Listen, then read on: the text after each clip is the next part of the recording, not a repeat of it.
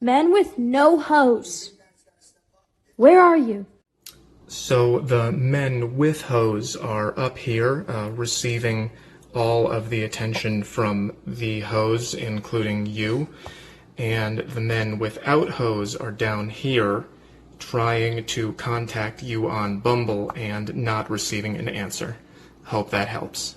Man, that is funny. It's pretty solid, the graph, too. It really actually demonstrates just how out of control hypergamy has gotten in the modern era. We all know women want a good deal when it comes to dating. They're looking for a man who's like equal to them or above them, which in theory is fine. But as his hand-drawn graph here shows, in practice, hypergamy is a disaster if the women in question are delusional about their own quality. If low-quality women who are overweight, haven't achieved anything, are masculine, toxic personalities, but still think that they're like amazing, perfect goddesses and that they're entitled to some top-tier man, then of course the dating market is going to be a mess. Like his graph shows, you've got these legit low-quality women thinking that they deserve one of these top men. They're delusional, and they're completely ignoring all of the other guys. Hypergamy didn't used to be a problem. This is how it would have worked back in tribal days, okay? So you've got the top man, the number 10 man, all right? He probably is like the chief's son, really athletic, really good looking, and he's probably got two wives. You know, the best looking girls, probably girl number 10 and girl number 9. And then the second top man, you know, man number 9, he probably marries, you know, girl number 8. Man number 8 hooks up with woman number 7, and so on and so on. It's hugely oversimplified, but you see my point that when there were limited options, hypergamy wasn't really much of a problem. Because even though the woman down here, the woman number 2, really has like a crush on man number 9 and man number 10, well, too bad, they're already taken. They've been with the higher quality girls. And so with the limited options, she settles for man number 2 or man number 3. In this way, everybody partners up, society's maintained, the men get wives, they create children, and the social fabric is intact. But this graph is what scares me about the modern era where women's hypergamy has no boundaries. There's no limitations, there's no restrictions. Hell, there's not even any cultural shame around women having high expectations. That entitlement that you see in modern women, which I find so nauseating, is celebrated by the mainstream culture as feminine empowerment. But when the instinct of hypergamy has no restrictions on it, it's a complete disaster. And that's what I believe is happening now, that hypergamy is completely out of control. You've got social media contributing, you've got the dating apps, you've got the general thirstiness, horniness, and loneliness of men, and the cultural narrative that says that all women are perfect goddesses and that they deserve the best. All of that combined has turned hypergamy into a massive problem. But if my theory is correct, then there should be some proof, right? You know, the social fabric should be breaking down in tangible, measurable ways. This shouldn't just be a theory, this should be recognizable fact. It should be reflected in reality. So am I correct? Are women delusional about their own quality and have completely unrealistic expectations for the men that they date? And if so, is there proof that can show that? What would that proof look like? Well, I've come up with 4 predictions that if this theory is true, then we will see the following data to support it. Number 1, there should be more single people now than ever before. If women's expectations in dating are unrealistic and they're not going to settle for any man that they think is beneath them, but the pool of men that they consider acceptable is very, very small, then there's going to be heaps of competition for that small number of men. And since so many women are not going to be able to attain him, then she's going to have to stay single. So that's my first prediction, that the number of single people will be hugely on the rise, which leads me to prediction number 2, that the age in which women get married will be increasing. Women will have to be getting married later and later because of the unrealistic expectations she has in dating. Because if she's not willing to settle for some average man, then she's going to spend a lot of years searching for something that's never going to materialize. That's a lot of wasted years. And by the time that she actually wakes up to reality, that she's not that special, that she's not actually entitled to some top tier man, she's going to be a lot older. She's not going to be realistic in her expectations when she's young and attractive and getting a lot of sexual attention. It's only going to happen later on. She probably won't get that reality check until she can tangibly feel her fertility window starting to close in. And so if female hypergamy is truly out of control, then that should be reflected in the data. Women should be getting married at an older and older age. Which leads me to my third prediction, which should be obvious, which is that there'll be a declining birth rate. Fewer children should be getting born, which makes sense because if women are getting married at later and later stages in their life, then they have a much smaller fertility window. If a woman got married at 22, then she's probably got time for 4 or 5 kids with a healthy age age gap between each of them. But if she gets married at 32, then she's probably only got time for like 2 children. But what about women who never wake up to reality, who go on thinking that they're special, that the entitlement that they feel is deserved? The ones that absolutely refuse to accept any verdict that means that they don't deserve a high quality man. Well, for those women, they are going to attract the attention of those top tier men, but only in a sexual sense. Think about this from the top tier man's perspective. He's got all of these women coming at him and he's thinking, I've got options galore.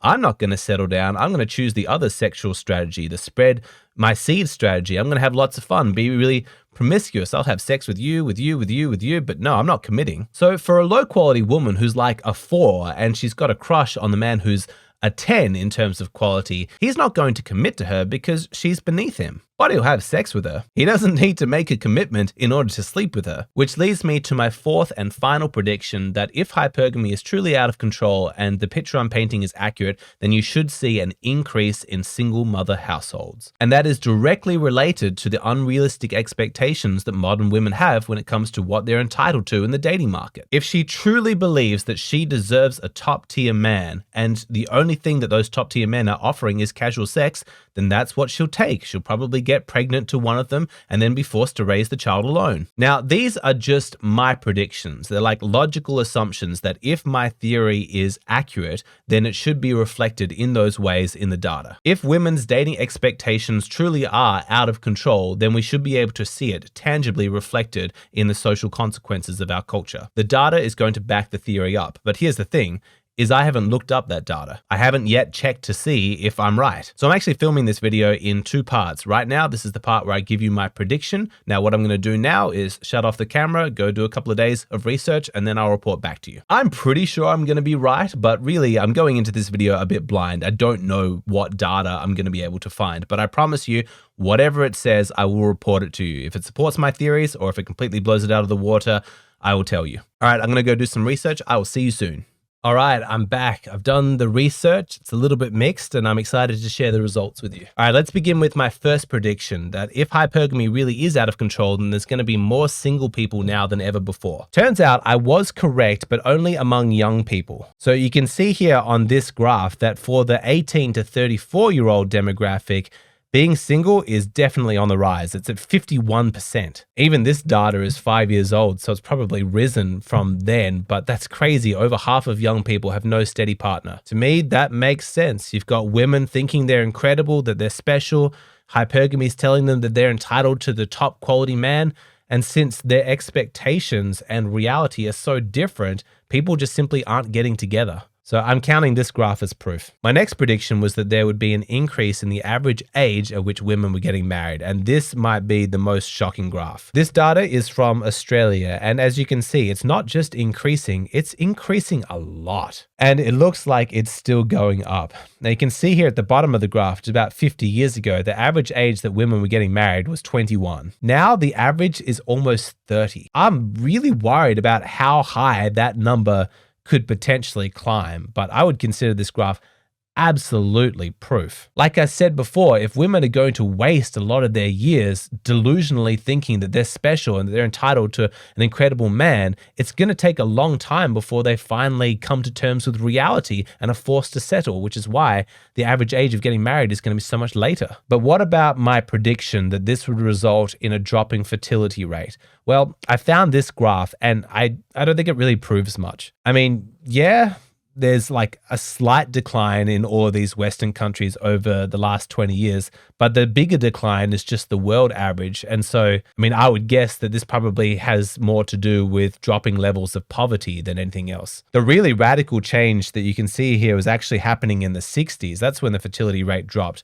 And that probably had to do with the widespread adoption of birth control more than anything else. So yeah, it's an interesting graph, but I don't think that this proves much about out of control hypergamy. So I think I was a bit off about that prediction. But what about my final prediction that there would be a rise in single mother households? Yeah, women are going to get pregnant to fuckboys that they consider top tier, but those men aren't going to stick around and raise those kids. And yeah, I was absolutely correct, and the statistics are depressing. Look at this graph. It used to be that children were raised by single parents less than 10% of the time.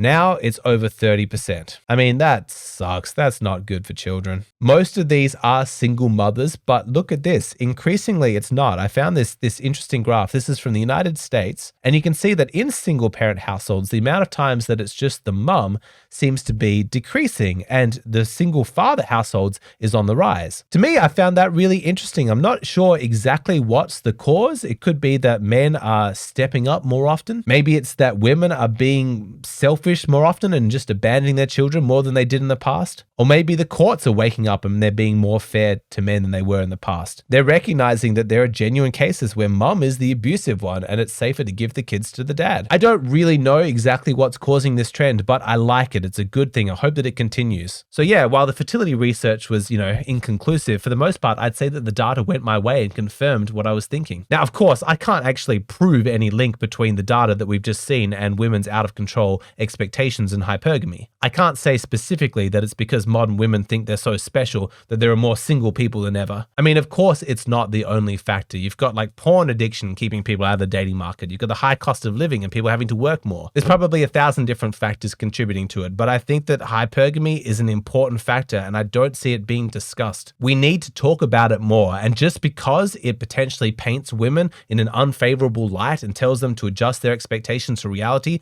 which goes against the narrative that we're meant to be, stepping on eggshells around women and treating them as though they're delicate. It's like, no, okay, if we're going to actually maintain the social fabric and have the dating market not be a complete disaster, we need to be honest. Everybody does. So what's the solution? How do we get hypergamy back under control? I have an answer. It's not particularly politically correct. It's not a comfortable answer, but I think it's going to fix things. And I explain what the solution is to this problem in the full-length version of this video, which is available on Patreon. What you see here on YouTube, this is just the shortened, abridged version. If you want to access the full video, head over to my Patreon.